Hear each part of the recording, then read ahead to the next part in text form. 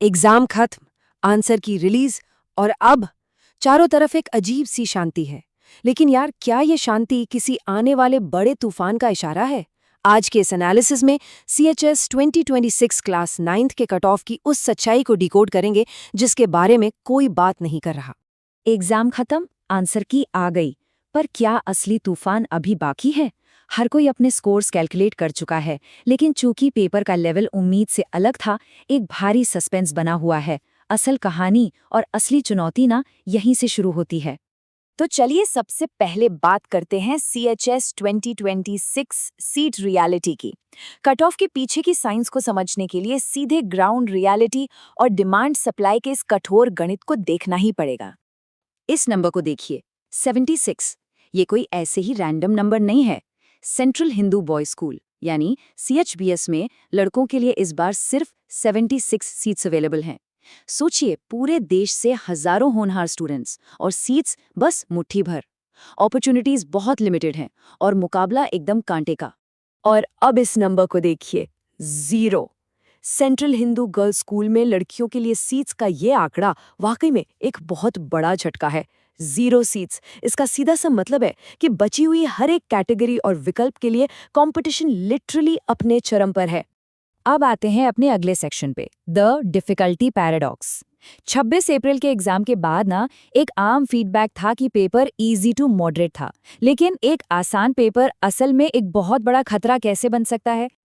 देखिए, difficult paper में आपकी गहरी नॉलेज और कॉन्सेप्ट्स की समझ जीतती है, लेकिन जब पेपर इजी टू मॉडरेट हो ना, तब सिर्फ और सिर्फ प्योर एक्यूरेसी जीतती है।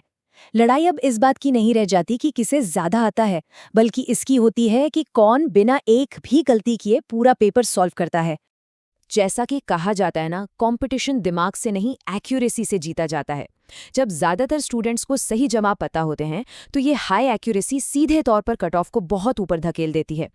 ऐसे सिनेरियो में एवरेज स्कोर आसमान छूने लगता है और कट ऑफ के ऐतिहासिक ऊंचाइयों तक जाने के पूरे चांसेस बन जाते हैं। और इसी से जुड़ा है हमारा अगला section, cost of careless errors.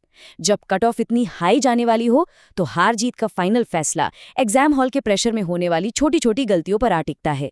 सफलता और असफलता के बीच का फर्क सिर्फ 1 या 2 सिली मिस्टेक्स का रह जाता है।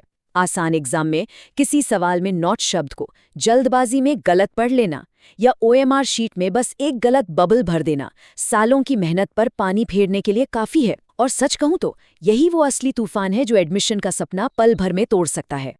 चलिए अब देखते हैं final timeline and next steps. इस एनालिसिस के बाद ये जानना बहुत ज़रूरी है कि आगे क्या होने वाला है और इस इंतज़ार के समय में हमें क्या करना चाहिए। देखिए, 26 अप्रैल को एग्जाम सफलतापूर्वक कंडक्ट हो चुका है। आंसर की रिलीज हो चुकी है।